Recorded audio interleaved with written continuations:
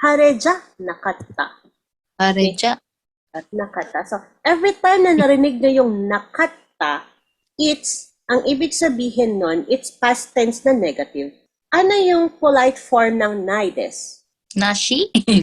Yung polite form ng naides, it's arimasen. Tapos yung magiging casual ng arimasen, it's nai. Yung magiging past tense niya, it's arimasen deshita. Tapos ang past tense casual niya magiging nakatta. So yung diba, arimas, it's positive. Ang negative, it's arimasen. Ano nga ulit ang kangoshi? Farming joke. Ang farming, it's noka. Nurse? Very good. It's a nurse, okay? So, kangoshi. Dewa arimasen. Kangoshi dewa arimasen.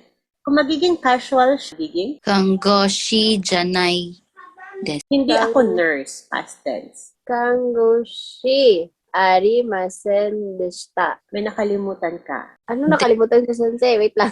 Yung particle mo, nakalimutan mo. Kangoshi Wa. Wa. Dewa? Arima. Ano yun, sensei? Dewa? Oo. Kangoshi dewa arimasen. Kangoshi janakatta desu. Hi. So, casual siya.